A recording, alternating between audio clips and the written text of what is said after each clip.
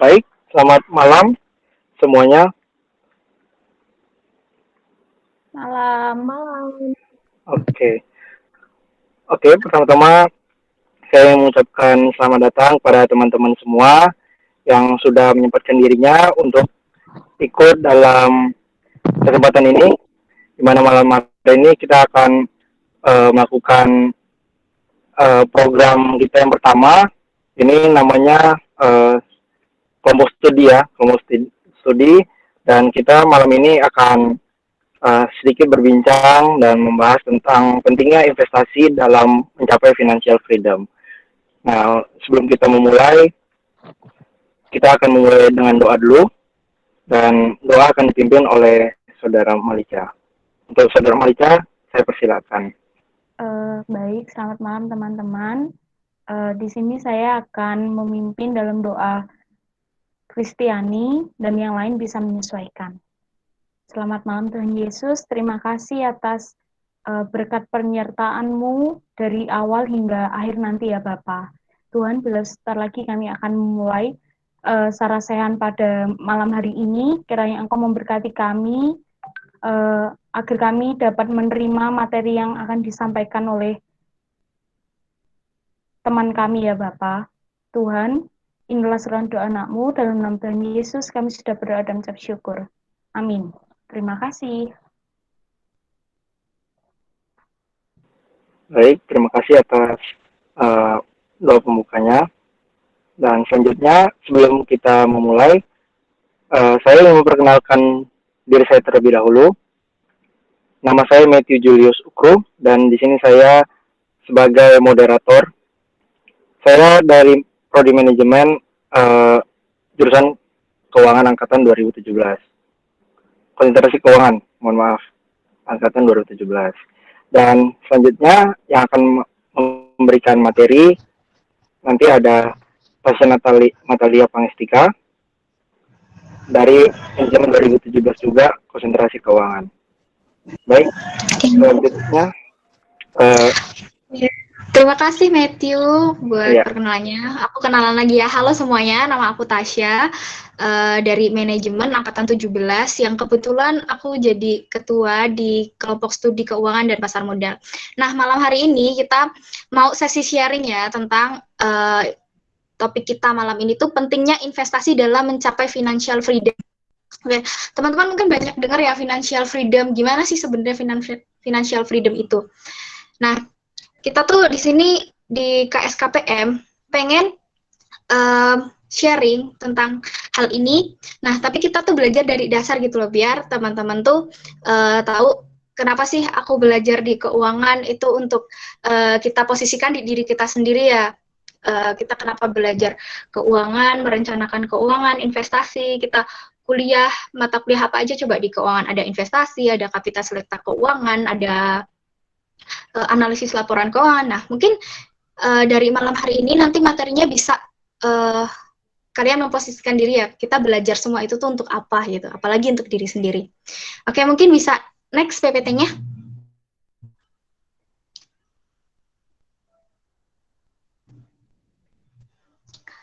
Oke, sebelumnya kita harus tahu dulu ya, financial freedom tuh apa sih? Gitu. Kalau menurut kalian apa? Bisa langsung open mic, mungkin teman-teman yang udah tahu financial freedom tuh menurut kalian gimana?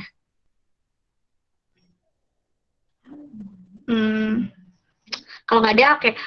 Kalau menurut aku, financial freedom itu adalah ketika aku bisa sejahtera di keuangan.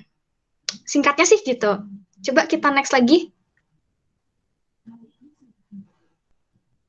Nah, tapi kalau kita mau mencapai financial freedom itu kita harus tahu kita posisinya sekarang lagi di mana ya. Nah, ini aku ambil dari PPT, dari materinya Indonesia Financial Education. Nah, dia membagi ada 4 fase di mana masa produktif itu ada di fase 2 dan fase 3. Itu mulai dari usia 20 sampai dengan 60 tahun. Oke, 60 tahun karena orang Indonesia rata-rata pensiun umur 60. Nah, kita sekarang tuh lagi di mana? Rata-rata fase 2 kan, dari umur 20 tahun ke atas. Dengan umur 60 mungkin kita masih punya sekitar 40 tahun kurang lah ya, sekitar segitu. Nah, kita bersyukur nih, karena kita masih punya banyak waktu untuk mencapai financial freedom dalam waktu 40 tahun. Kalau misalkan teman-teman mikir, aku pengen pensiun lebih dini nih, nggak umur 60 tahun, ya nggak apa-apa. Tapi itulah yang jadi PR kita, di mana kita harus memaksimalkan waktu kita itu untuk mencapai financial freedom. Oke, next. Nah, waktu yang kita punya itu tadi kan 40 tahun. Nah, sekarang kita udah tahu fase di mana. Kita ada di fase 2. Nah, kalau kita udah tahu di fase 2, kita harus tahu juga kondisi kita gimana gitu. Oke, bisa next dulu.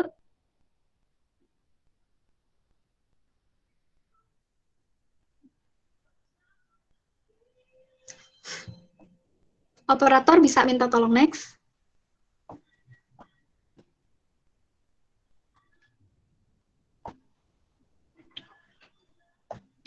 Oke, nah sebelum kita tahu kondisi kita bagaimana, kita tuh juga harus tahu mindset yang benar tentang uang.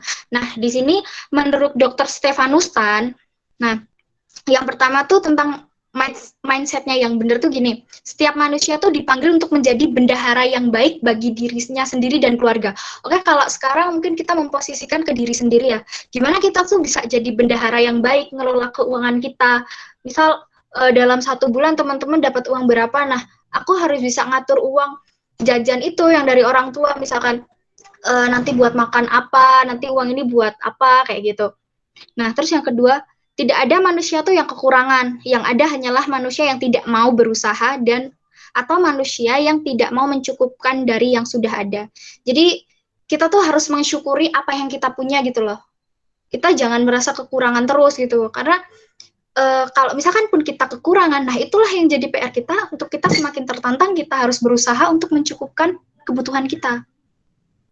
Nah, ini nomor 3, rezeki baru akan ditambahkan jika kita sudah dapat menjadi bendahara yang baik. Nah, ketika kita udah jadi bendahara yang baik, kita mau berusaha, pasti tuh rezeki akan ada kok. Yang keempat, setiap bendahara yang baik dimulai dengan membuat pencatatan. Nah, ini nih, pencatatan tuh penting banget.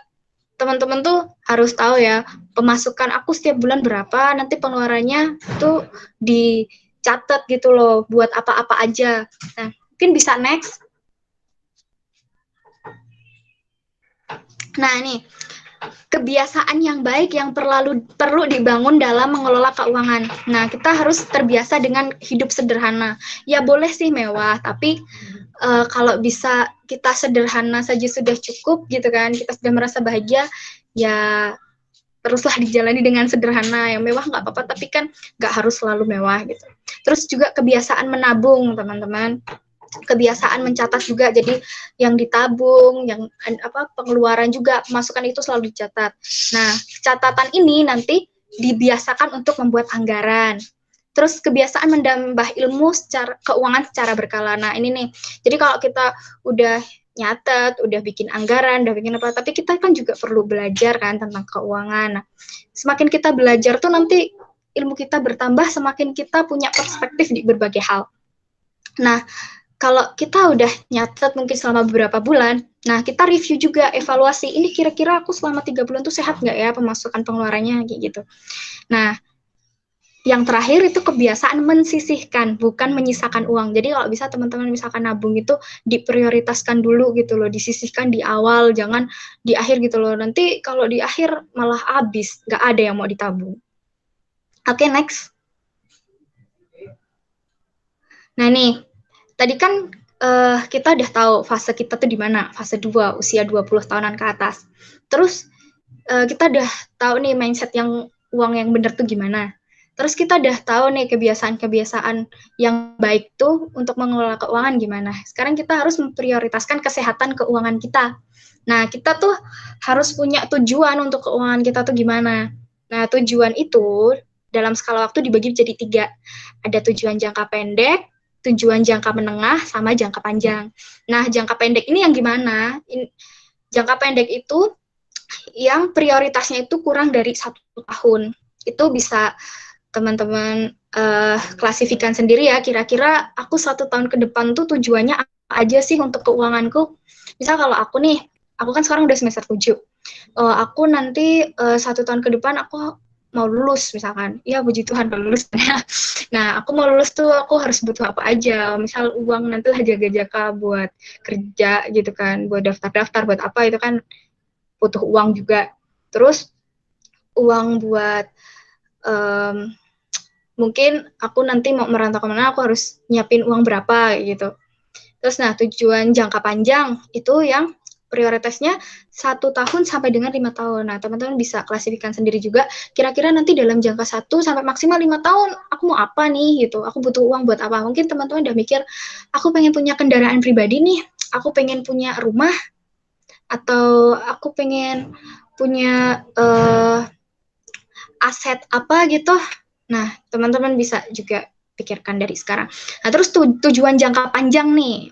Nah, tujuan jangka panjang itu yang lebih dari 5 tahun. Misalkan nanti untuk biaya sekolah anakku nanti, walaupun nggak tahu nih sekarang jodohnya siapa, nanti anaknya juga berapa, belum tahu, tapi kan ya dari sekarang bisa dipersiapkan. Oke, selanjutnya, next. Nah, tadi sekarang tadi kan udah ini prioritaskan tujuan-tujuan kita kan untuk keuangan yang sehat itu bagaimana. Nah, sekarang ini ada arus kas sehat. Nah, arus kas sehat ini misalkan dalam 1 bulan kan kita ada pendapatan, ada pengeluaran. Nah, pendapatan itu biasanya ada penghasilan rutin, ada tidak rutin, ada tetap, ada tidak tetap. Nah, kalau kita posisikan ke kita sekarang ya, karena kita masih mahasiswa, mungkin yang penghasilan rutin kita dan tetap itu ya dari orang tua. Ya. Misalkan nih, teman-teman punya pendapatan 1 juta. Nah, terus 1 juta itu aku keluarkan untuk apa aja ya. Gitu. Nah, ini Mind World. Nah, untuk pengeluaran yang disarankan oleh Indonesia Financial Education. Nah, itu ada beramal, pajak, menabung dana darurat, bayar utang, asuransi, investasi, terus biaya hidup. Nah, jadi kalau bisa, ketika kita bisa pendapatan dikurangi pengeluaran itu surplus, nah ini artinya arus kas kita tuh sehat. Nah, dari 7 pos ini, kalau bisa dari sekarang teman-teman pikirkan uang kita dalam 1 bulan itu untuk dikeluarkan di 7 pos itu. Nah, kalau saranku sih gitu, karena selama ini aku coba mempraktekkan dan ternyata berhasil gitu loh. Walaupun ya surplusnya sedikit, tapi kan yang penting surplus kan. Nggak mau lah defisit nanti kalau nggak sehat gimana dong mau merencanakan tujuan. Gagal dong tujuannya. Nah, kayak gitu. Mungkin bisa next. Nah, ini nih, dari pendapatan kita tuh, berapa sih sehatnya kita untuk mengeluarkan di 7 pos tadi tuh? Nah, misalkan kita punya utang, nah maksimal dari pendapatan kita tuh hanya 35% aja, teman-teman. Nah, ini aja utangnya harus dibagi. Utang yang produktif apa utang yang konsumtif gitu. Yang konsumtif 15%, yang produktif 20%. Ya, teman-teman tahu kan di Shopee, ini bukan endorse ya, di Shopee kan ada Shopee Pay Later tuh. Nah, emang sih kita dapat uang di awal gitu kan, tapi nanti tuh ada cicilan kayak gitu. Nah, jadi saranku sih kalau bisa ya nggak punya utang gitu. Sekalipun punya utang ya maksimal 35% aja deh gitu. Nah, terus yang lainnya dimasukkan ke amal, pajak, asuransi, gaya hidup. Nah, yang selanjutnya itu bisa nabung atau investasi. Nah, ini investasi itu minimal 10%. Kalau teman-teman bisa lebih dari 10%, ya malahannya gitu, lebih bagus lagi. Untuk amal, di kita perpuluhan tuh biasanya 10% ya. Mungkin teman-teman bisa prioritaskan itu dulu. Mungkin dari sini teman-teman udah paham belum? Kalau misalkan ada yang mau ditanyain, langsung bisa di kolom chat, instruksi tanya gitu, nanti langsung open mic. Kalau nggak ada, aku lanjut dulu ya. Next.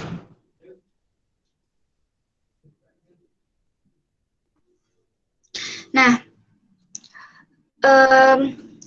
habis kita tahu kan, kita tuh udah di posisi mana, kita sehat atau enggak, financial health-nya tuh.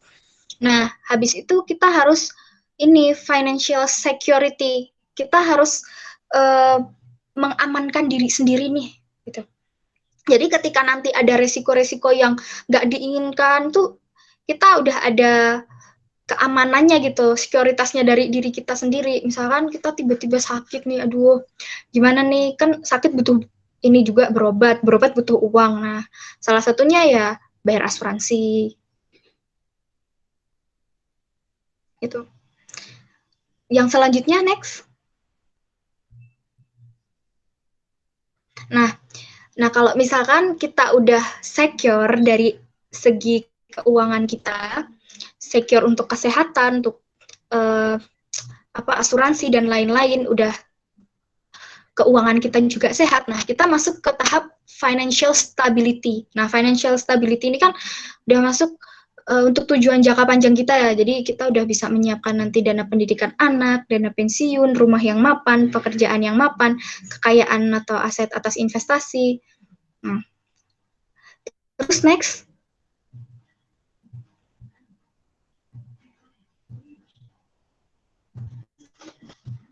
Nah, ini nih yang puncaknya bisa sampai ke financial freedom. Jadi kita udah financial health-nya udah tahu, atau mungkin pas udah mencapai itu, terus kedua udah secure, terus udah stabil. Nah, kalau ketiga hal ini sudah tercapai, kita bisa mencapai financial freedom.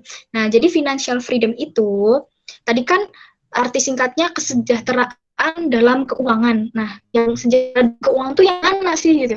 Nah, di sini tuh yang bebas utang, yang punya dana darurat cukup, punya aset likuiditas yang cukup, terus pendapatan tetap dari investasi.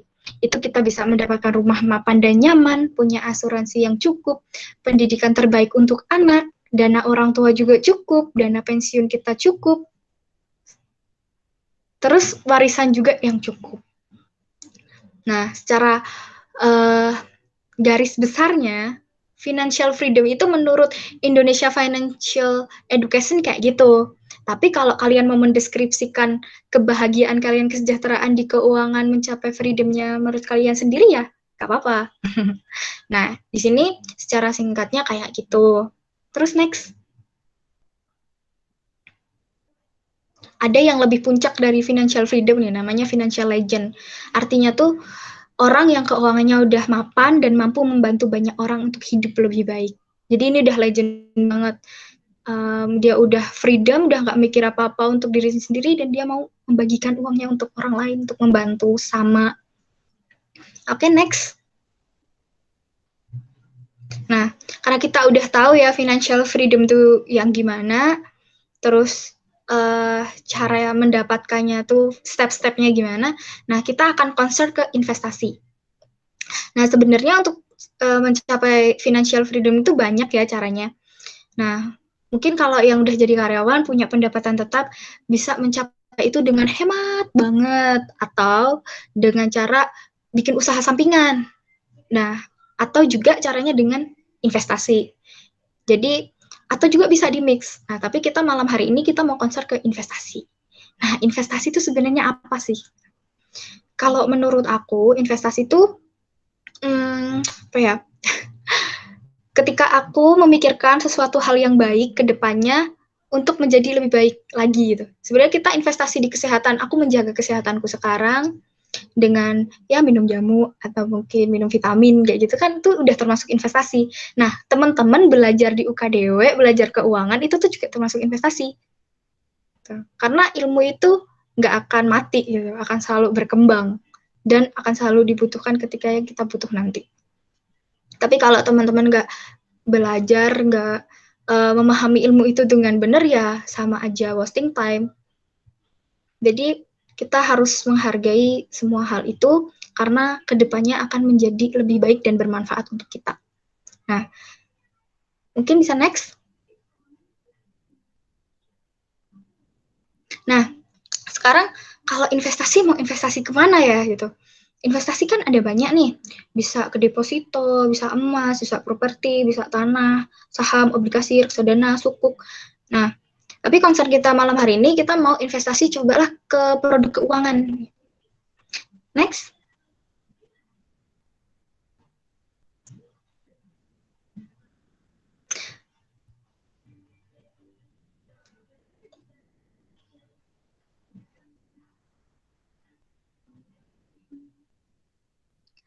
Operator minta tolong next.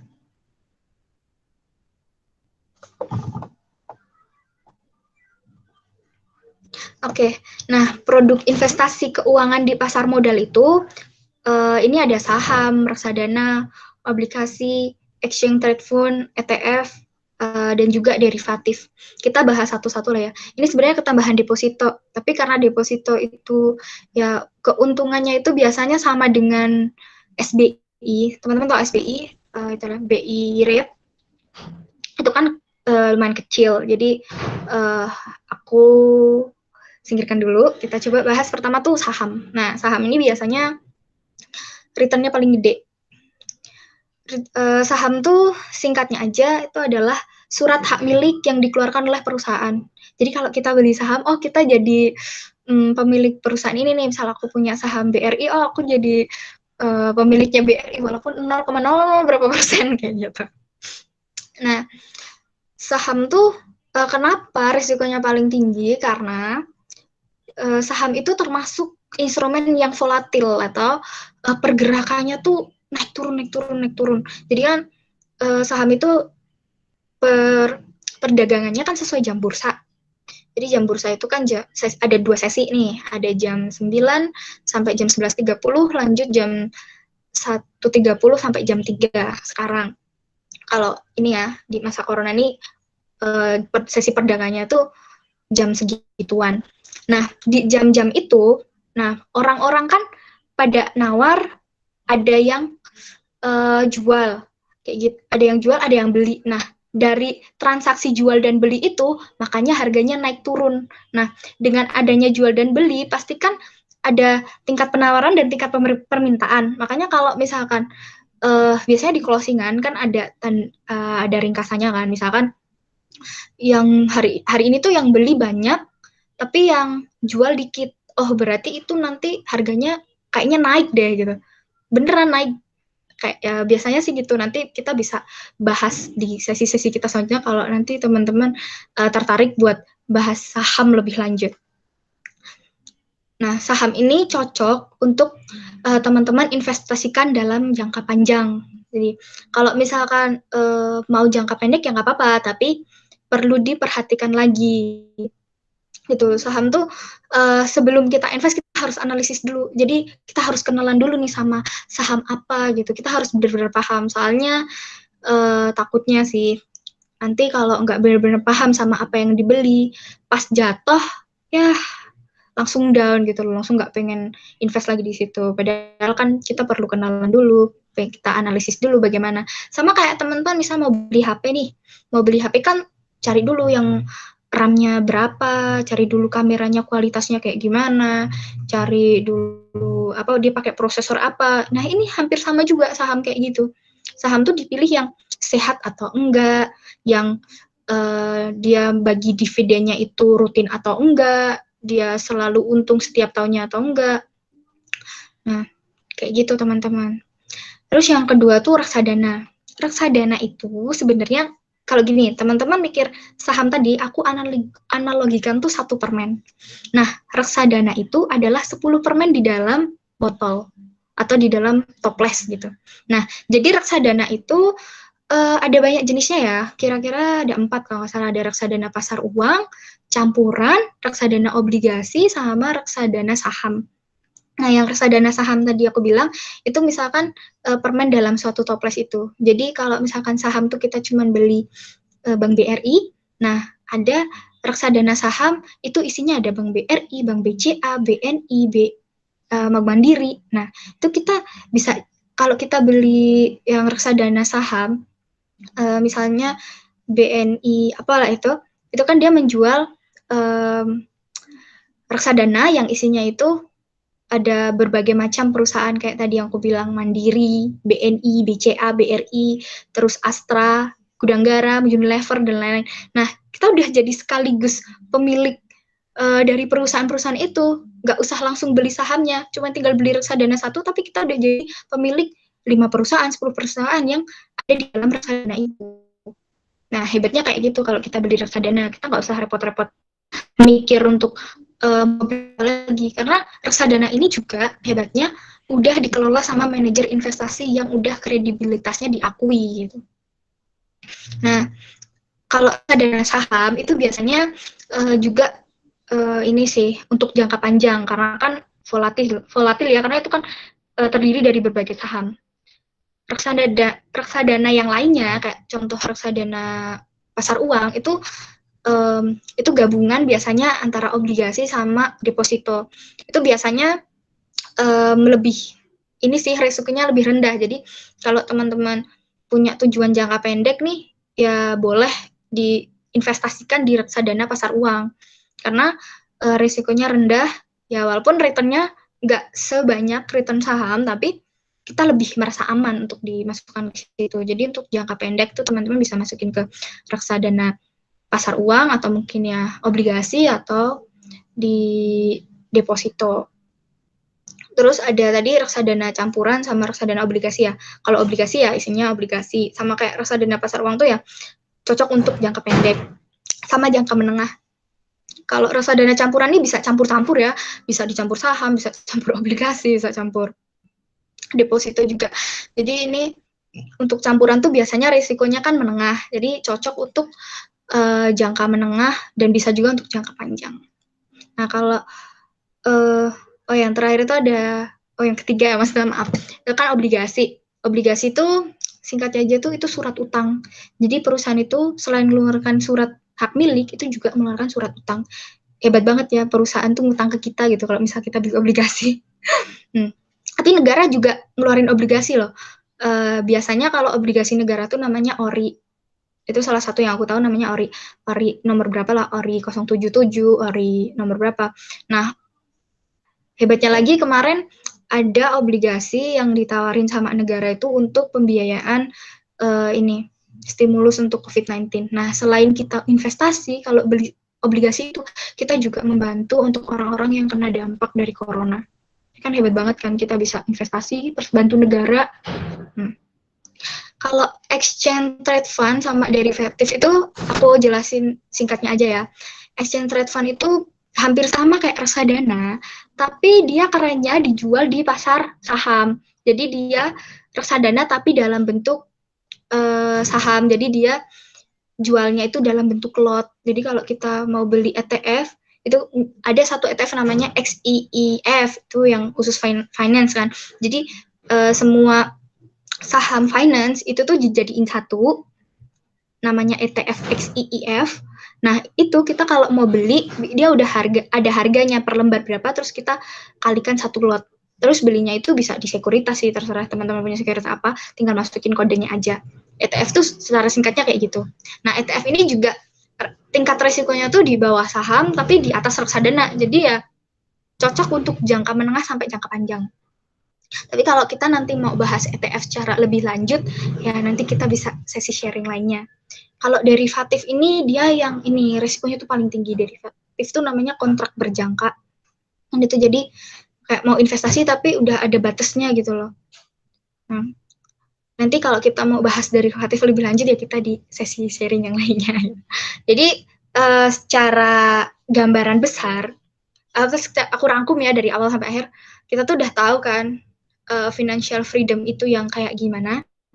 Kita udah tahu step-stepnya mencapai financial freedom itu dari pertama kita punya mindset yang benar, kita tahu posisi kita di mana, di fase apa, kita tahu kita tuh sehat atau enggak nih kondisi keuangannya, kita tahu harus budgeting ke hutang berapa, misalnya utang nih, kalau bisa sih jangan, ke investasi itu minimal berapa persen, terus ke amal, pajak, asuransi, terus paling terakhir itu biaya hidup. Nah, kita juga udah tahu habis step kita tahu kita udah sehat nih secara finansial, kita berlanjut ke financial secure. Kita harus secure secara finansial, kita beli asuransi, kita bayar BPJS buat teman-teman yang punya BPJS. Kalau udah secure, kita merasa secure, kita ke tahap tadi itu financial stability. Nah, kita udah bisa mempersiapkan dana pendidikan anak, punya rumah yang mapan gitu. Kalau udah 3 itu tercukupi, nah kita nanti bisa masuk ke financial freedom. Nah, financial freedom itu artinya kita sejahtera secara finansial. Orang tua kita, anak kita tuh nanti ke depan bisa menikmati dari apa yang kita persiapkan untuk mereka. Nah, yang terakhir tuh financial legend. Kalau udah freedom, legend. Karena buat mencukupkan keluarga dan diri sendiri saja sudah. Nah, kita harus memikirkan juga untuk orang lain. Kita harus berbagi. Nah, kalau di investasi, cara mencapai financial freedom dengan investasi ya teman-teman bisa investasikan di produk keuangan yang ada di pasar modal, dari saham, reksadana, obligasi, ETF, atau derivatif. Nah, untuk di pasar modal ini juga kan banyak produknya, itu juga dimasukkannya itu sesuai jangka waktunya. Teman-teman, kalau apa ya, menurutku sih kalau nggak sesuai gitu tuh untuk jangka waktunya, misal saham tuh cocoknya kan jangka panjang, nggak misalkan kita jangka pendek kan biasanya tuh namanya trader ya. Kalau yang belum memahami banget gitu kan, takutnya malah pas jatuh down gitu loh. Jadi menurutku ya kita sesuaikan dengan jangka waktunya gitu. Tapi kalau teman-teman mau ya, jadi kan kalau jadi investor ya semua keputusan ada di tangan kalian. Tapi dari sini kita udah belajar nih tentang jangka waktunya yang baik tuh, investasi itu sesuainya tuh di mana aja gitu kan. Yang jangka pendek, jangka menengah, jangka panjang tuh di instrumen-instrumen apa kan kalian udah tahu. Nah, secara ringkasnya sih seperti itu ya materi kita malam hari ini. Mungkin teman-teman ada yang mau tanya-tanya atau mau sharing juga nih, pernah invest di apa gitu, pernah rugi atau pernah untung gitu. Saya kembalikan ke moderator ya, Matthew.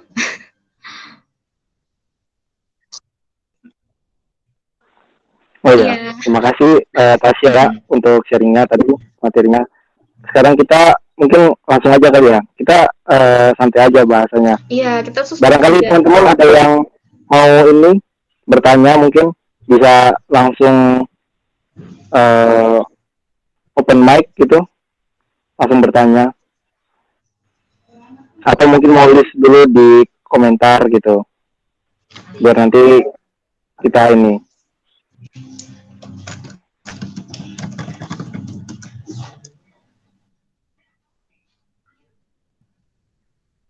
Oh, itu ada yang tanya di chat, Matthew. Oh iya, oke. Ini ada yang chat nih, namanya Nathanael Evan. Jadi dia bertanya gini, P2P lending itu bagaimana? Nah mungkin Tasya mau jelasin dulu, silakan. P2P lending. Aku pernah denger nih, jadi ada juga sih aplikasi yang menawarkan investasi P2P lending. Jujurnya aku kurang tahu ya, karena aku belum pernah invest di P2P lending, tapi aku pernah coba nonton videonya Felicia itu di YouTube. Dia cerita kalau P2P lending itu hampir sama sih kayak misalkan saham gitu-gitu. Cuman dia itu apa ya? Kalau saham kan kita udah tahu nih perusahaan gede gitu loh yang udah IPO, yang udah ini laporan keuangannya gitu. Kalau P2P lending itu lebih kecil dari itu, mungkin ya kayak UMKM atau mungkin apa yang kecil-kecil gitu loh, yang belum IPO gitu loh, bisa dalam bentuk CV atau ya kayak Alfamart gitu loh. Itu Alfamart tuh kan mereka juga crowdfunding kan, dia mengumpulkan uang tuh dari banyak orang gitu. Nah, jadi hampir kayak gitu. Jadi masih dalam tahap perusahaan yang growth, dalam pertumbuhan gitu. Jadi nggak sebesar perusahaan yang ada di saham. Kalau saham itu kan di BEI ya yang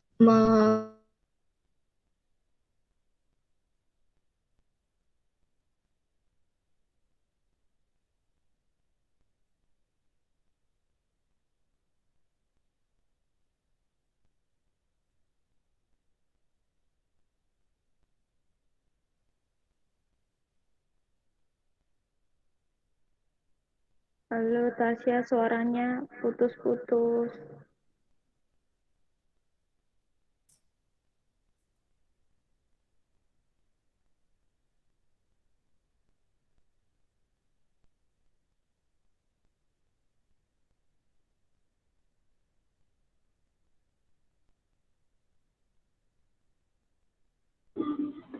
Maaf teman-teman, aku keluar karena sinyalku down.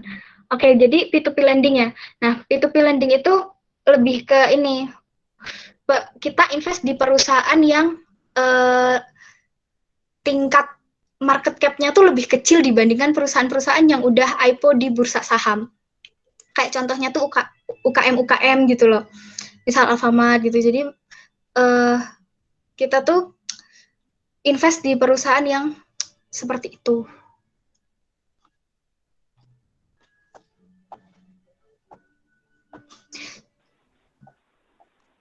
Mungkin ada pertanyaan lainnya atau ini jawabanku udah Ini cukup menjawab nggak? tadi saudara Nathanael gimana? Ada yang mau ditanyakan lagi nggak?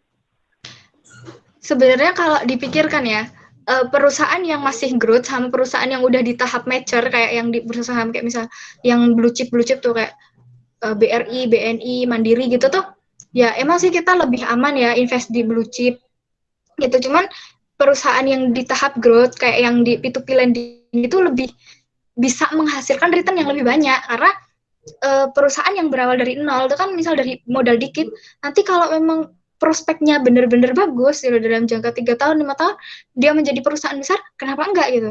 Contohnya kayak yang di ini, bursa saham tuh ada BRI Syariah. Nah, dulu tuh BRI Syariah tuh masih kecil gitu.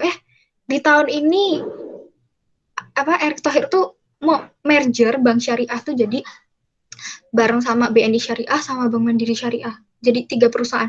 Yang tadinya market cap-nya itu cuma 10 triliun, jadi auto 200 triliun dong. Jadi kan harga sahamnya yang pernah aku beli di 300 perak, sekarang itu udah 1000 berapa gitu.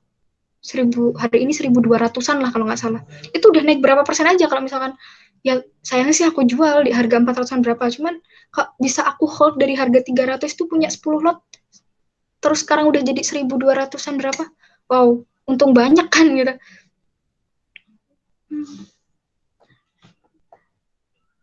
Mungkin dari teman-teman lain ada yang mau ditanya atau mau sharing nih?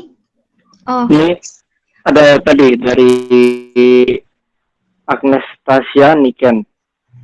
Dia nanya nih, lebih aman saham atau reksadana ya Kak? Terima kasih. Gimana? Lebih aman saham atau reksadana ya? Oh, lebih aman saham atau reksadana? Kalau aku bilang sih lebih reksadana tentu. Karena reksadana itu uang kita yang ngontrol, yang ngelola itu dari manajer investasinya. Jadi kita cuma lihat pergerakannya aja gitu kan. Kita udah dapat prospektusnya, perusahaan-perusahaan itu tuh gimana. Udah misalkan sekalipun IHSG ini turun banget gitu tuh, ya pasti ruginya itu nggak serugi saham. Karena manajer investasi itu pasti dia akan meletakkan instrumen-instrumen sahamnya itu yang seminimal mungkin risikonya gitu. Reksadana juga banyak macamnya sih, jadi kan bisa disesuaikan juga. Aku nggak rekomen ya, tapi maksudnya bukan endorse gitu. Bibit, nah di Bibit tuh teman-teman kan ada namanya tuh Robo ya. Nah di Robo itu tuh teman-teman bisa masukin di situ pertanyaan, bisa jawab pertanyaannya, terus nanti keluarnya itu profil risiko kita. Nah, kalau teman-teman udah tahu profil risikonya apa, nah teman-teman bisa sesuaikan juga mau investasi di apa gitu. Misalkan profil risikonya moderat ya, moderat itu kan tengah-tengah, nggak suka risikonya gede, tapi ya untungnya nggak dapat terlalu banyak. Nah, itu bisa di reksadana campuran atau reksadana obligasi. Kalau misalkan jadi investor agresif ya nggak apa-apa ke reksadana saham. Jadi tetap disesuaikan sama profil risikonya teman-teman semua. Oke, ini ada pertanyaan lainnya lagi nih, Matt. Bisa dibaca. Ini dari Devi Lotisna. Jadi dia tanya, saat kita analisis saham emiten, kira-kira apa yang dipertimbangkan untuk kita nentuin mau milih investasi saham atau trading saham gitu? Oke. Jadi alat analisa saham itu secara garis besar tuh ada 2, teman-teman. Kalau yang kita pelajari di kuliah selama ini tuh lebih ke analisis fundamental. Nah, terus kalau mau trading saham, orang-orang biasanya pakai analisis teknikal. Tapi sebenarnya dari 2 alat analisis ini tuh saling komplementer gitu loh, saling melengkapi. Jadi kalau aku biasanya ya, jadi pengalamanku aja sih, kalau analisis saham tuh kira-kira yang dipertimbangkan apa? Aku pakai indikator namanya tuh price earning ratio, kalau teman-teman tahu. PER, terus sama PBV. Nah, dari 2 indikator ini tuh aku bisa nentuin harga wajar sahamnya. Selain dari itu, teman-teman juga bisa lihat dari laporan keuangannya juga sih, tapi kalau menurutku sih lihat rasio aja tuh udah cukup, soalnya lebih enak gitu lihat, oh ini angkanya berapa gitu.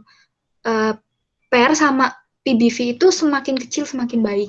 PBV itu aku saranin sih kurang dari 2 ya, kurang dari, pilih yang saham tuh yang PBV-nya kurang dari 2 itu bagus kalau mau invest di situ.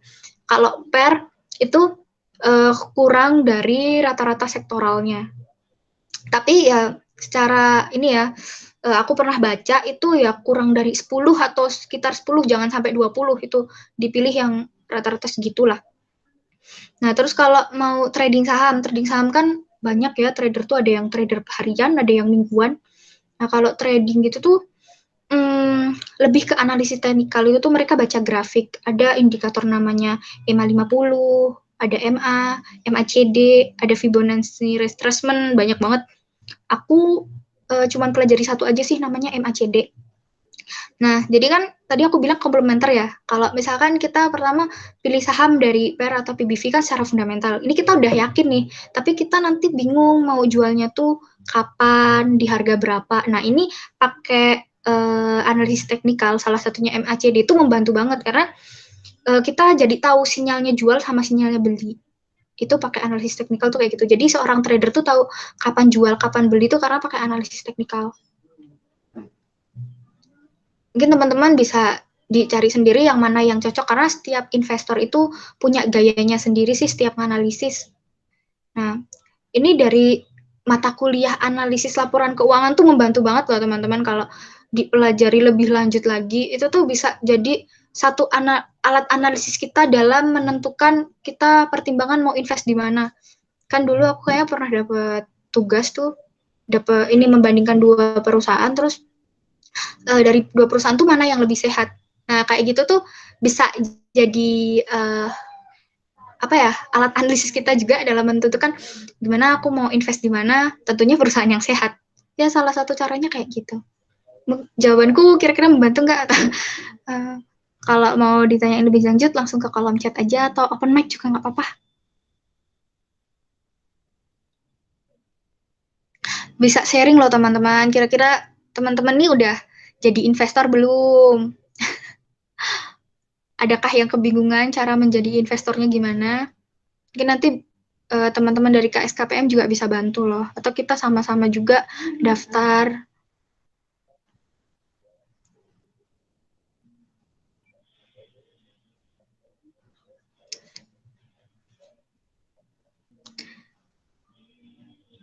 Gimana Matthew?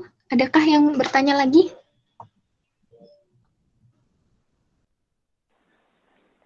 Kayaknya belum ada nih.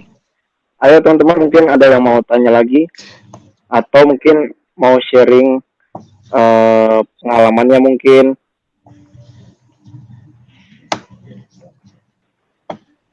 Dipersilakan. Kalau misalnya ada yang mau ini tanya, bisa langsung lewat open mic atau enggak bisa juga lewat kolom chat gitu.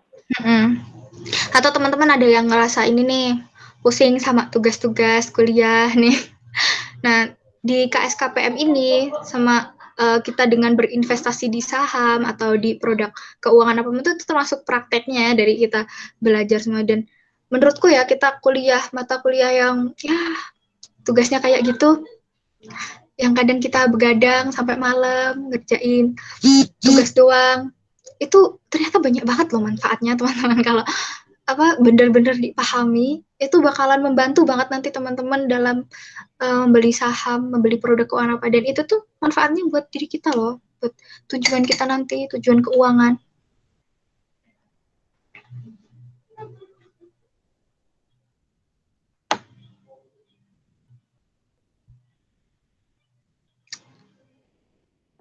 Mungkin dari Kak Tasya sendiri sih bisa sharing soal ini, sekuritas. Sekuritas yang bisa kita pilih tuh apa aja sih, terutama yang ada di UKDW itu apa? Terus gimana sih cara daftarnya juga? Bisa tuh dijelasin Kak Tasya. Oke, mungkin banyak teman-teman yang belum jadi investor saham ya. Kalau aku dulu pernah daftar ini di kampus, kan ada nih salah satu sekuritas namanya Valburi. Aku daftar di situ sih, tapi berhubung kena blokir RDN-ku, jadi aku nggak terusin di situ. Tapi kalau teman-teman minat ke situ, ya nggak apa-apa. Di situ tuh juga kan bisa langsung ketemu di sana, dan cuman mempersiapkan, kalau nggak salah tuh cuman KTP orang tua, terus buku rekening tabungan yang halaman depannya doang. Nah, cuman itu aja kayaknya deh. Nanti lebih lanjut bisa ditanyakan ke sana sih. Nah, kalau menurutku sih, kalau teman-teman mau pilih sekuritas, itu tuh dilihat dulu ya. Kita kan semua bisa ini searching nih. Dilihat dulu fee jual belinya tuh berapa. Ya, pilih yang murah lah. Biasanya rata-rata kalau fee beli itu tuh 0,15% sampai 0,25. Kalau fee jual itu tuh 0,25 sampai 0,30%. Nah, pilihlah yang murah kan, karena itu tuh udah termasuk pajaknya. Jadi kita setiap kali beli sama jual gitu tuh kena pajak, kena biaya admin dari sekuritasnya. Terus yang paling penting nih juga fiturnya, fitur dari aplikasinya yang mereka punya. Nah, kalau misalkan fee jual belinya mahal tapi fiturnya bagus sih nggak masalah gitu, worth it lah sama yang disediakan sama sekuritasnya. Kalau nggak salah di Indonesia tuh sekitar ada 100-an lebih sekuritas. Nah, kalau yang aku pakai sendiri tuh iPod. Ini bukan endorse ya, tapi aku suka sih fiturnya iPod, soalnya bisa sekalian dua analisis gitu loh. Aku bisa analisis fundamental di situ, bisa analisis teknikal di situ, dan juga ada fitur namanya tuh Journey. Jadi kita tuh bisa belajar di situ juga. Sering juga ada webinar juga mereka ngadain. Jadi benar-benar diajarin dari beginner, intermediate sampai advance. Nah, kalau misalkan teman-teman tertarik untuk yang lainnya juga nggak apa-apa. Kalau di Indonesia kayaknya yang paling nomor 1 itu Mirai Aset Sekuritas. Aku juga penasaran sih itu, aku coba mau daftar situ juga. Ada Philip Sekuritas, ada Panin Sekuritas, BNI Sekuritas. Nah, ini teman-teman bisa coba tanya-tanya situ. Oh iya, biasanya ya kan ada tuh IDX Solo, IDX Jogja, bla bla bla. Nah, itu biasanya mereka ada ngadain SPM. Saranku sih teman-teman ikut SPM aja, cuman bayar 100.000, itu dana 100.000-nya jadi RDN kita. Jadi kan nggak terlalu pusing untuk datang ke sekuritasnya atau apa, kan udah dibantuin kan. Tapi nanti ya menyesuaikan sekuritas yang kerjasama sama SPM dari IDX itu apa. Gitu sih.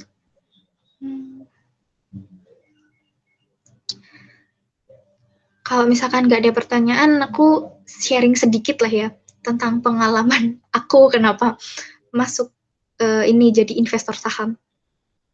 Aku tuh ngeliat ini IG pertama kali. Instagramnya Ngerti Saham, ini aku nggak di-endorse juga, dan kalau kalian mau coba lihatnya tidak apa-apa. Dia tuh punya ini apa sih namanya, story ya yang di highlight itu. Nah, itu coba kalian baca deh, itu tuh udah diringkas, seringkas-ringkasnya, dan itu tuh keren banget dah itu, soalnya dari yang awam sampai yang bener-bener gak tahu saham tuh jadi tahu gitu. Yang terus juga ini sih mereka jelasin juga gitu indikator apa yang cocok untuk analisa saham kayak gitu-gitu. Asik sih di itu Instagramnya Ngerti Saham. Nah, pertama aku kali lihat kan, terus aku baca, kok ternyata kayak gini ya saham, asik nih, maksudnya aku bisa invest di sini, returnnya lebih tinggi dari deposito, dan juga lebih murah juga gitu. Terus akhirnya aku memberanikan diri untuk ke Valburi waktu itu sama temanku, tapi dalam jangka waktu 3 bulan kok nggak jadi-jadi gitu. Nggak tahu sih, kayaknya ada kesalahan juga mungkin dari aku atau apa. Aku nggak tahu kalau RDN-nya udah masuk, terus nggak aku transfer uangnya, jadi udah aku blokir. Terus habis itu kan aku mikir nih, kok nggak bisa ya. Terus aku searching lagi, kok nemu ternyata ada iPod itu tuh bisa daftar full online, jadi aku nggak harus ke tempatnya langsung. Jadi cuman foto-foto doang melalui aplikasinya tuh langsung udah jadi. Jadi aku bikin iPod tuh nggak ada seminggu kayaknya tuh udah langsung jadi. Nah, habis dari itu aku pertamanya cuman transfer 100.000 doang sih. Nah, dalam uang 100.000 tuh aku beli saham namanya Antam. Nah, saham Antam ini saham pertamaku. Nah, ada cerita juga nih saham pertama kenapa aku beli Antam tuh, karena kan kebetulan bapakku tuh invest di emas kan. Nah, aku mikir kan, kenapa bapakku tuh invest di emas, kenapa aku nggak jadi pemiliknya aja Antam gitu. pemilik perusahaannya kan. Jadi daripada beli emasnya mending jadi pemilik perusahaannya sekalian. Nah, aku mikir kayak gitu. Oke, aku jadi beli saham Antam. Itu waktu itu harganya masih sekitaran 600 perak. Nah, aku jadi beli 600 kan dikali satu lot ya, 60.000. Terus aku ya pertama aku diamin aja sih selama 1 bulanan tuh aku cuma punya Antam aja. Ternyata ya malah semakin turun sampai harganya tuh ada berapa ya, 500-an karena waktu itu tuh corona kan, pas bulan Maret itu tuh PSBB, terus pokoknya tuh sentimen-sentimen negatif lah buat semua perusahaan. Nah, semua saham tuh turun, IHSG aja sampai terendah tuh di harga 3.700-an. Nah, itu sahamku tuh turun banget, terus aku kayak kerasa down gitu. Ini kok aku beli ini kok malah turun ya, terus pernah sampai ruginya tuh mau 20%-an juga. Tapi ya udahlah aku hold ya, mau nggak mau, karena nyangkut gitu loh, uangku rugi gitu kan. Ya udahlah aku diemin aja gitu. Terus dalam jangka waktu beberapa bulan, kok udah mulai naik, terus sekarang Antam udah sampai berapa ribu nih, udah 1000-an loh, keren kan. Nah, terus yang aku pelajarin nih selama dari corona sampai sekarang bulan November ya, IHSG tuh keren dan pasar modal tuh keren banget karena Indonesia kan resesi sekarang. Jadi ada resesi itu kayak nggak ada gitu, karena malah pasar modalnya semakin meningkat. Dan juga ketika resesi, ketika corona, ketika pokoknya sentimen-sentimen negatif yang pokoknya IHSG itu bakalan turun gitu. Nah, itu malah jadi kesempatan kita buat beli. Karena apa? Harga saham tuh pasti naik kok. Semua saham tuh akan indah pada waktunya. Jadi tenang aja teman-teman, kalau mau beli di harga berapapun tuh menurutku ya pasti nanti akan indah pada waktunya. Ya disclaimer, teman-teman harus analisis dulu. Kalau saham blue chip, saham yang udah terkenal gitu biasanya ya udah pasti bagusnya sih menurutku. Jadi teman-teman trust in fundamental deh gitu. Ada resesi, mau ada corona, mau ada sentimen apa, udah lanjut aja. Yang penting mantep sama apa yang dipilih. Dan aku lihat pergerakan dari waktu Maret sampai sekarang tuh masih terus naik gitu. Sekalipun turun, ini nggak seturun bulan Maret sih. Jadi menurutku nanti kalau misalkan pas turun itu pasti ya karena ini aja sih, memang investor-investor tuh lagi pada pengen jual gitu loh. Jadi ya terkoreksinya tuh turunnya karena ya wajar gitu. Jadi ini jadi kesempatan kita gitu. Aku ngelihat di pasar modal itu masih banyak investor asing. Jadi yang merasakan keuntungan dari setiap saham yang dibeli itu masih banyakan asing gitu loh. Kenapa kita tuh yang warga lokal Indonesia tuh kok enggak gitu loh, kok enggak sebanyak asing gitu. Bayangin kalau berapa juta orang di Indonesia tuh, semua orang di Indonesia nih jadi investor saham semua. Gimana Indonesia nih nanti perkembangan ekonominya? Bakalan keren kan? Sekarang aja masih sedikit, kayaknya kurang dari 1% atau sekitar 1% berapa investor pasar modal tuh. Indonesia udah bisa kayak gini, apalagi kalau nanti 100% nih warga Indonesia jadi investor saham semua. Jadi ini tuh masih dalam tahap perkembangan banget. Jadi gak ada kata terlambat sekarang tuh kalian masuk ke pasar saham jadi investor gitu. Bakalan membantu banget untuk meraih tujuan kalian, untuk meraih financial freedom kalian. Ada yang bilang tuh gerakan beli saham sampai 1000 lot. Nah, itu keren banget, punya 1000 lot itu udah financial freedom juga menurut orang-orang, karena punya 1000 lot itu kayaknya setiap tahun udah menikmati gaji dari dividen doang deh. Misalkan ya punya 1000 lot Bank BCA, dividen kemarin dibagi Rp455. Rp455 kali 1000 lot itu mungkin sekitaran 400 juta sekian lah ya. Nah, 400 juta dibagi 12 bulan gitu. Berapa puluh juta dinikmati dalam 1 bulan hanya dari dividennya gitu. Belum capital gain kalau semakin naik. Jadi, walaupun turun masih menikmati dari dividennya, jadi nggak terlalu masalah gitu. Dan juga selalu disclaimer bahwa kita harus analisis dulu mau beli apa. Ya, itu sedikit pengalamanku sih tentang beli saham. Mungkin kalau teman-teman ada mau tanya atau mau sharing juga nih, teman-teman di sini semuanya udah pernah beli saham atau mungkin belum pernah, ada yang tertarik, tapi belum tahu, mungkin nanti bisa tanya-tanya juga ke kita, ke teman-teman KSKPM. Nanti kita bantu kok. Aku juga kalau di chat mau tanya-tanya tentang saham atau gimana, nanti langsung aku jawab kok. Aku suka kalau sharing-sharing yang positif kayak gini. Oh ini, Kak mau tanya. Aku baca ya, Matt, maaf nih. Mendahului, Devi tanya lagi, Kak mau tanya. IHSG melonjak naik kan setelah Biden itu unggul Pilpres AS. Kira-kira bisa nggak ya dijelasin pengaruhnya Pilpres ke IHSG itu gimana? Makasih ya. Oh, oke. Ini juga keren nih. Berita akhir-akhir ini tuh dari BRI Syariah yang di merger, terus resesi, Pilpres Amerika Serikat.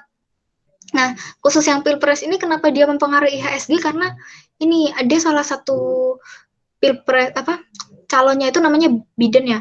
Nah, Biden itu dia punya ini kalau misalkan kita mau nyalon kan kita punya rancangan-rancangan gitu kan untuk masa kepemimpinan gimana. Nah, kepemimpinan Biden ini sebenarnya rancangannya hampir sama kayak Trump, tapi dia lebih mendukung untuk energi hijau. Jadi energi hijau itu contohnya kayak ini baterai. Nah, Elon Musk, ini berhubungan juga sama Elon Musk, teman-teman tahu kan Tesla. Nah, Elon Musk ini udah fix ya, dia bangun ini pabrik di Batang, Jawa Tengah, dia bangun pabrik baterai. Nah, pabrik baterai ini dia produksinya itu dari nikel. Nah, nikel ini dia dapatnya dari mana? Dari perusahaan tambang di Indonesia. Contohnya kayak Antam, kayak Elsa, kayak Inco. Nah, kayak gitu. Terus, selain perusahaan tambang yang bekerja sama, perusahaan konstruksi, karena mau bangun pabrik kan harus ada yang konstruksi juga kan, kayak PT-PT, terus semen juga, perusahaan semen, kayak SMGR, SMDRS, MCB, WTON, banyak kan. Nah, dari perusahaan-perusahaan ini kan masuk ke bursa saham, ini kan mempengaruhi IHSG juga. IHSG kan indeks harga saham gabungan. Nah, berarti yang tadi saham sama aku sebutin kayak Antam, Elsa, Inco, PT, PP, dan lain-lain itu kan masuk ke indeks ini juga. Jadi semakin saham ini prospeknya bagus, semakin banyak sentimen positif dari masyarakat, kan banyak yang beli, harganya semakin naik, yang meningkatkan IHSG. Jadi kayak gitu. Yang menarik juga ada lagi sih, ini kenapa saham-saham ini itu pada naik, padahal sebenarnya itu kan baru rancangan toh, belum tentu nantinya tuh bakalan terlaksana atau enggak gitu loh. Nah, jadi ya itu namanya literasi menurutku sih Indonesia ini masih kurang dalam literasi membaca. Jadi ketika ada yang bagus-bagus gitu loh, padahal belum tentu jadi, itu tuh langsung pengaruh ke harga saham. Tapi ya ini jadinya sentimen jangka pendek. Jadi nanti jangka panjangnya belum tahu nih bakalan apakah benar-benar nanti si Biden ini mendukung usaha hijau atau enggak. Tapi yang pastinya sih Elon Musk itu udah benar-benar bikin pabriknya gitu paling enggak. Yang kemarin-kemarin juga ada berita Omnibus Law itu kan. Nah, itu juga berita-berita investasi itu udah ini banget, ada sentimen positif, negatif, makanya dia bergeraknya tuh IHSG sideways. Sideways tuh ya kayak naik, turun gitu.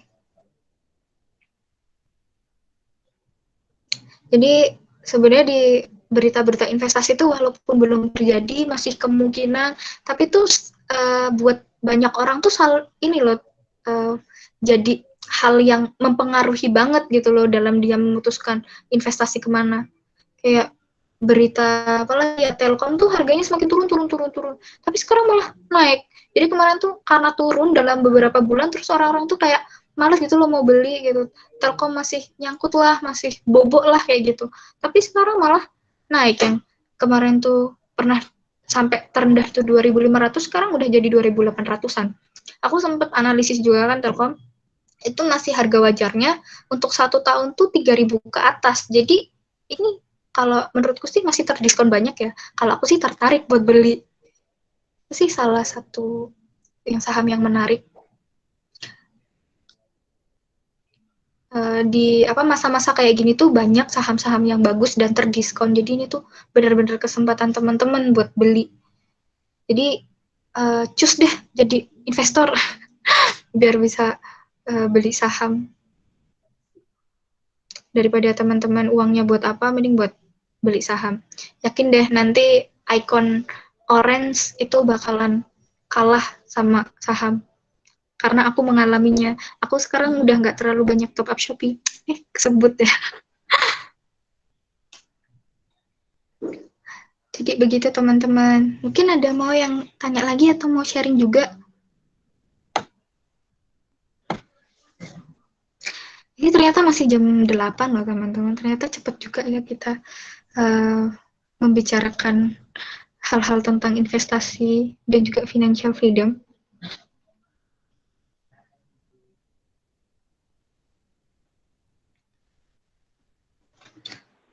Iya, itu ada pertanyaan lagi tuh masuk dari Devi Lotisna.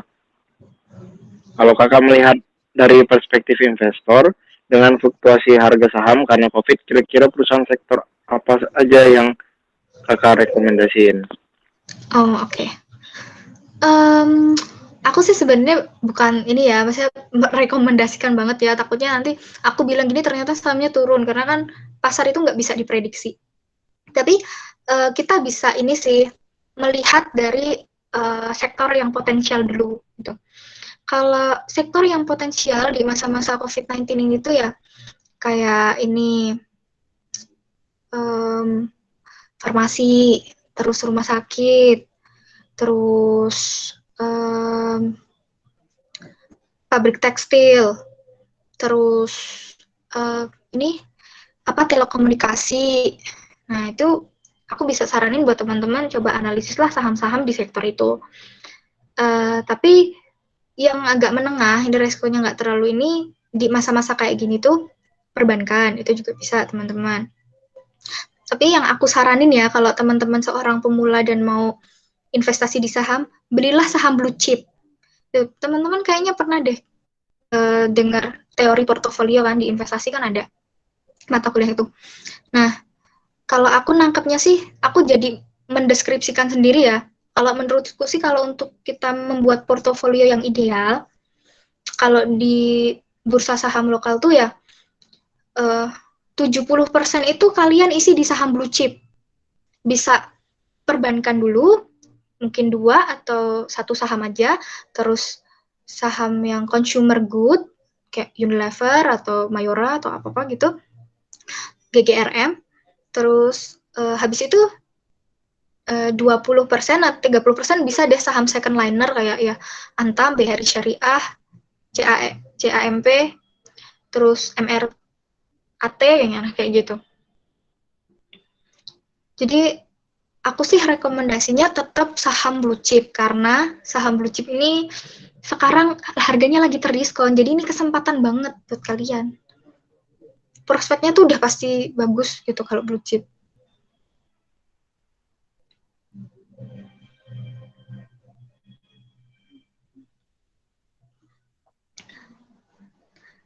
Kira-kira dari jawabanku udah membantu nggak Devi? Mungkin Devi bisa open mic.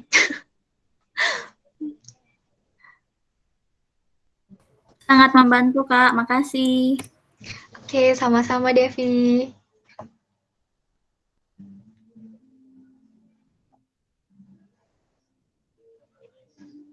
Jadi teman-teman kalau yang tertarik sama pasar modal atau saham, kalau ada yang merasa bingung, nggak apa-apa chat aku aja atau mungkin dari teman-teman KSKPM juga nanti kita membantu. Oh ya teman-teman, Sarkem ini, Sarasehan Keuangan dan Pasar Modal, kita akan mengadakan setiap 2 minggu sekali. Jadi nanti akan ada tanggal 20. Nah, sebenarnya Sarkem ini tujuannya untuk apa? Kita tuh pengen lebih dekat sama teman-teman semua, apalagi yang konsentrasinya keuangan dan juga mahasiswa manajemen. Nah, dengan adanya Sarkem ini tuh harapannya aku pengen kita tuh tambah deket, tambah memahami lagi tentang keuangan dan juga pasar modal. Apalagi kalau teman-teman yang di mata kuliah merasa bingung, merasa kok teorinya tuh banyak banget ya, ini ngimbangin sama prakteknya gimana, ya ini bisa banget di KSKPM gitu. Jadi nanti teman-teman kalau ada mau sharing berita apa, mau tanya apa, bisa aja di grup Sarkem gitu loh. Jadi grup Sarkem ini adalah nanti menjadi media kita bersama untuk saling sharing, apalagi tentang keuangan.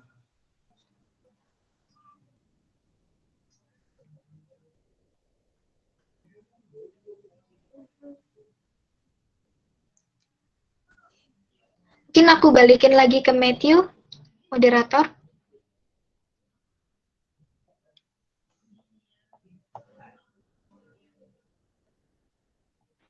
Oke, terima kasih Tasya. Mungkin dari teman, siapa tahu ada yang masih ingin bertanya, masih bisa kan aja langsung di kolom komentar atau kolom chatnya itu.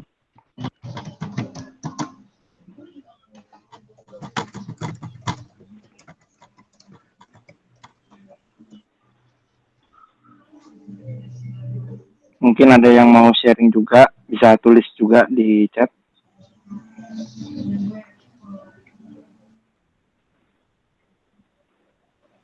Intinya teman-teman nggak usah kaku-kaku banget, soalnya kita acaranya santai aja. Kan kita juga nggak apa ya, nggak formal-formal banget gitu. Jadi bisa menggunakan bahasa yang santai, nggak apa-apa. Bener. Jadi kita tuh di sini santai aja gitu. Kita harapannya tuh di sini buat saling sharing, buat bantu teman-teman juga kalau ada hal yang nggak tahu, bingung di perkuliahan ini kok rasanya berat, rasanya tugasnya kok kayak gini, nggak match sama prakteknya gimana. Nah tapi percaya deh teman-teman, tugas berat, bikin begadang tiap malam itu tuh banyak manfaatnya gitu. Tapi belum kerasa aja sekarang. Gitu.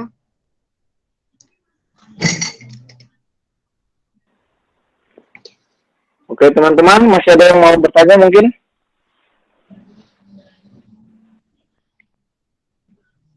Oh, ini Randy mau sharing nih, Matt. Oh iya, Banget, Randy. boleh Randy, silakan. Mungkin langsung open mic aja. Ya silakan Randy. Ya, kedengaran suaranya. Kedengeran kok. Silakan Randy. Ya, oke. Ya, mungkin aku mau sedikit sharing ya. Kalau di sini kan ada yang nanya, lebih aman saham atau reksadana? Nah, kalau aku sendiri yang sudah bermain saham, sudah lumayan lama ya, itu aku lebih merekomendasikan saham. Nah, kenapa saham? Karena saham itu satu-satunya resiko yang kita tanggung itu adalah resiko kebangkrutan. Nah, sebenarnya itu aja gitu. Resikonya itu aja. Nah, kalau seandainya harganya turun, nanti kan bisa ditunggu. Ya mungkin bisa cepat ataupun bisa lama juga. Itu tergantung dari analisisnya kita terhadap saham tersebut gitu. Nah, aku mau sedikit sharing ya. Waktu bulan September itu aku kan beli saham gas negara atau saham gas negara sebelum adanya COVID-19 itu harga satu lembar sahamnya itu 2.300. Itu satu lotnya kan 100 lembar saham. Nah, itu dikali aja 100 lembar saham dikali dengan 2.300. Nah, itu sebelum COVID-19. Terus setelah COVID-19 harganya turun drastis banget. Itu sampai menyentuh angka satu lembar saham itu 985 itu. Nah, waktu bulan September itu aku beli sahamnya itu di harga 1050. Kenapa aku beli saham gas negara? Nah, logikanya begini, itu kalau gas negara itu kan yang jualkan itu BUMN toh, yang dari PGAS. Dan satu-satunya perusahaan yang jual gas itu kan gas negara doang gitu. Nah, artinya memang dia nggak ada saingan. Itu yang pertama. Yang kedua, kalau gas itu kan sangat dibutuhkan sekali toh oleh masyarakat saat ini. Di hampir semua masyarakat Indonesia itu pasti membeli gas setiap hari gitu. Bahkan sampai ada yang di desa-desa juga pasti beli gas. Ya, mungkin kecuali yang sudah notabene orang-orang kaya ya, itu kan biasanya sudah ada juga yang rata-rata orang Indonesia itu makanya gas biasa gitu. Kalau kompor listrik itu mahal banget itu. Nah, artinya memang setiap hari itu pasti aja ada orang yang beli gas gitu. Nah, sehingga kerugiannya itu, kebangkrutannya itu hampir nggak ada. Nah, itu logikaku yang kedua seperti itu. Yang ketiga, kalau gas negara itu kan perusahaan di bawah naungan BUMN kan gitu. Nah, artinya mereka akan selalu ada modal gitu. Sehingga resikonya untuk bangkrut itu sangat-sangat kecil sekali. Nah, waktu bulan September itu harganya aku beli 1050 toh. Terus turun lagi sampai angka 985. Nah, waktu diumumkannya Omnibus Law itu kalau nggak salah itu disahkannya Omnibus Law itu harganya naik drastis. Sampai dengan hari ini itu harganya naik di angka 1090 ya kalau nggak salah ya. Nah, itu aku beli di harga 1050 itu belinya 3 slot. Nah, terus aku beli lagi di harga 1000 rupiah satu lembar itu ada 7 slot. Nah, kalau dibandingkan dengan harganya sekarang yang 1095, artinya aku sudah untung lumayan besar kan gitu. Nah, artinya apa? Artinya memang resikonya ini sebenarnya di sahamnya ini hampir nggak ada risikonya gitu. Kecuali memang perusahaan itu bangkrut. Gitu loh. Nah, itulah mengapa alangkah baiknya kita itu belajar analisisnya itu seperti apa gitu. Dan kalau aku bisa kasih rekomendasi ya, kalau di saham LQ45 aja dulu. Karena itu sahamnya bisa dibilang itu prospeknya sangat bagus sekali di situ. Nah, gitu loh. Nah, jadi kalau ada yang nanya di sini, lebih aman saham atau reksadana, kalau aku rekomendasikan lebih bagus di saham aja gitu. Karena keuntungannya juga lumayan besar kan gitu. Dan yang kelola juga kita sendiri gitu. Jadi yang menentukan keuntungannya itu kita gitu loh. Bukan dari manajemen yang lain gitu. Dan kalaupun sahamnya yang nggak naik-naik, seperti yang Natasha bilang itu kan ada dividen juga gitu. Nah, itu juga menguntungkan juga buat kita gitu loh. Ya, ya mungkin itu saja sih kalau dari aku ya, sharingku ya. Ya, Matt, silakan Matt. Oke, makasih Randy buat sharingnya. Jadi dari sharingnya Randy, mungkin bisa Sih, kita ini lagi itu ya. aku pengen Gimana?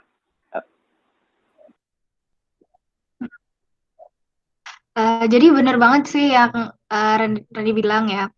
Pegas ini tuh prospeknya bagus gitu. Pernah kan aku beli perusahaan gas negara di bulan Maret itu harganya sampai ke 700 perak. Nah, harga 700 perak ini ternyata sama dengan harga saham 10 tahun yang lalu loh. Jadi harga 5 tahun yang lalu itu perusahaan gas negara masih 3 ribuan. Nah, sekarang tadi closing jam 3 itu 1.100. Jadi kalau misalkan aku beli di harga 700 bulan Maret, nah sekarang udah berapa dong untungnya? Misal selisihnya aja udah lumayan banyak. Nah, tapi 5 tahun yang lalu tuh sempat 3.000 loh. Jadi menurutku masih ini ya, kesempatan kita beli itu masih banyak banget nih. Dari harga 3 ribuan kok bisa sekarang 1.100 kan ya cukup menarik ini perusahaan gas negara sahamnya. Dan juga kalau dibilang memang sih resikonya di saham itu ini ya kelebihannya juga. Kita resiko di saham tuh ya cuman satu saham itu aja yang kita beli. Jadi resikonya ya kalau perusahaan itu bangkrut lah, jadi uang kita hilang. Tapi ya namanya udah ada regulasi ya kan di bursa saham itu nggak mungkin bisa sampai bangkrut bener-bener bangkrut karena misalkan harga saham itu di BEI udah di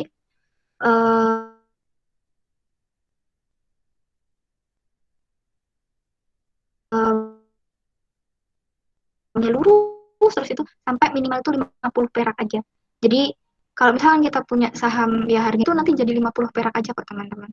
Dan juga nggak mungkin kok dari harga 1.000 terus langsung jadi 50 perak itu nggak mungkin karena ada namanya ARB dan ARA. ARB itu auto reject bawah. Itu sekitar 25% atau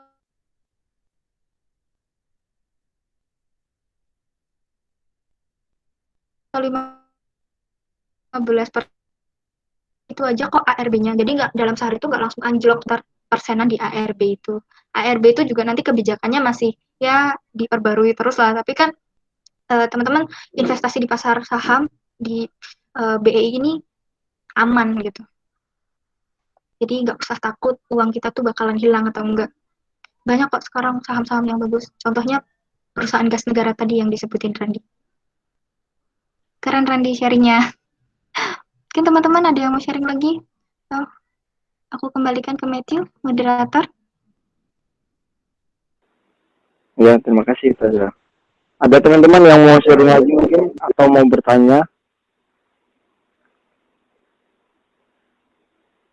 Dipersilakan teman-teman kalau misalnya masih ada yang mau tanya.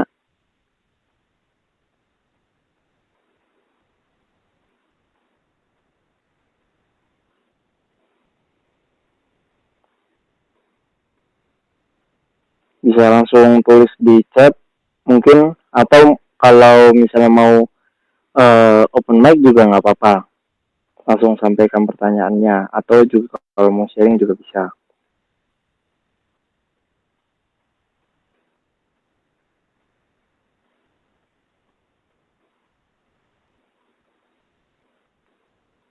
Gimana teman-teman, bisa adakah pertanyaan? Oke, kayaknya nggak ada lagi ya. Jadi karena udah nggak ada yang nanya lagi, kita tutup sesi pertanyaan dan kita sekarang udah di ujung acara. Nah, sebelum kita menyelesaikan acara ini, menyudahinya, kita berdoa dulu, doa penutup, dan saya akan pimpin langsung ya. Oke. Saya akan pimpin dalam iman Kristiani. Mungkin teman-teman yang punya kepercayaan lain bisa menyesuaikan. Oke, mari kita bersatu dalam doa. Segala puji syukur, hormat, serta kemuliaan kami kembalikan kepadamu Tuhan, di mana pada malam hari ini kami telah menyelesaikan sesi sharing kami Tuhan. Biarlah kiranya melalui materi yang disampaikan Tuhan dan juga pertanyaan-pertanyaan yang sudah kami dengar Tuhan dan juga jawaban yang sudah dilontarkan Tuhan, biarlah itu bisa menjadi media bagi kami Tuhan untuk terus belajar Tuhan dan mendalami Tuhan, khususnya dalam tentang keuangan dan juga investasi Tuhan. Biarlah kami terus dibekali Tuhan dalam ilmu ini Tuhan. Terima kasih Tuhan Yesus. Sekarang kami akan melanjutkan aktivitas kami Tuhan yang lain. Mungkin ada yang ingin beristirahat atau ingin melakukan aktivitas lainnya Tuhan. Terima kasih Tuhan Yesus. Sekarang kami akan menyelesaikan acara ini. Biarlah Engkau tuntun terus kami sepanjang hari ini Tuhan. Terima kasih Tuhan Yesus, hanya di dalam nama-Mu kami mengucap syukur dan berdoa. Haleluya, amin. Oke teman-teman, terima kasih atas kehadirannya. Sekarang kita udah di penghujung acara. Terima kasih atas kehadiran semua. Saya juga mohon maaf kalau misalnya ada salah kata dalam penyampaian. Terima kasih atas kehadirannya. Kita mungkin akan ketemu lagi 2 minggu lagi ya teman-teman di Sarkem selanjutnya. Terima kasih teman-teman. Saya pamit undur diri. Teman-teman, sebelum pamit, kita screenshot dulu ya untuk dokumentasi. Oh iya. Open cam Mungkin ya teman-teman guys. bisa buka kamera supaya kita bisa ambil Teman-teman bisa dokumentasinya dulu. open Kamera sebentar. dong, minta tolong.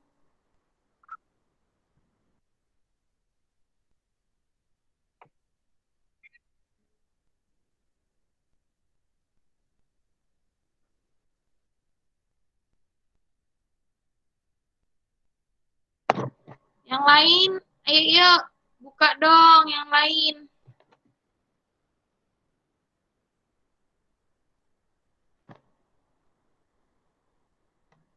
Nun, siapa lagi? Brian, ada nih, ada Maria, Marcelina, Billy. Open cam yuk.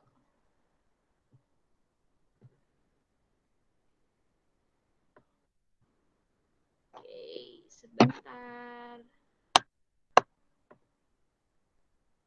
Mungkin bisa dihitung, Malika. Oke, bergaya guys. 1, 2, 3, tunggu.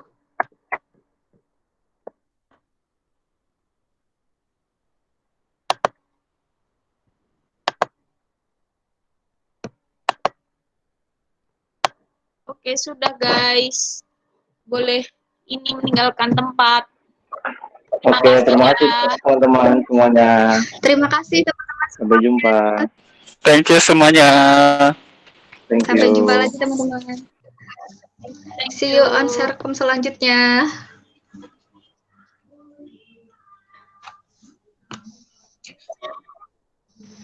Bye, Bye. Billy. Jalan-jalan terus ya, Bill. Semangat Iya, skripsi ya guys. makasih ya. Terima kasih semuanya. Semangat semuanya. Bye, everyone. Bye-bye, guys. Bye bye. Yo, yo. Ganti pulang ganti.